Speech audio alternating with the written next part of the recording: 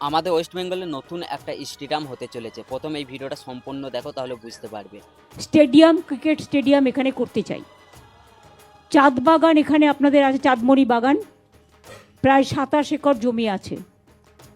ওটা আমি মেয়রকে বলবো ক্রিকেট স্টেডিয়াম করবার জন্য, এবং এই ক্রিকেট স্টেডিয়ামটা রিচা ক্রিকেট স্টেডিয়াম করে দেওয়া হোক। আমাদের মেয়েদের টিমরা যখন বিশ্বকাপ জিতে এলো সাউথ আফ্রিকার সাথে, তখন সেই টিমে কিন্তু আমাদের ওয়েস্ট বেঙ্গলের একটা মেয়ে ছিল রিচা ঘোষ বলে। তারপর আমাদের মমতা ব্যানার্জি তাকে অনেক সম্মান জানায়, তাকে 34 লাখ টাকা দেয়, ফাইনালে 34 রান করেছিল বলে। সোনার ব্যাট বল দেয়। এখন শোনা যাচ্ছে তার নামে একটা নতুন স্টেডিয়াম হতে চলেছে শিলিগুড়িতে। হ্যাঁ, রিচা ঘোষের নামে কিন্তু একটা নতুন স্টেডিয়াম হতে চলেছে। খুব তাড়াতাড়ি আমরা দেখতে পাবো নতুন একটা স্টেডিয়াম শিলিগুড়িতে। মমতা ব্যানার্জি কথা দিয়েছে তার নামে একটা নতুন স্টেডিয়াম হবে।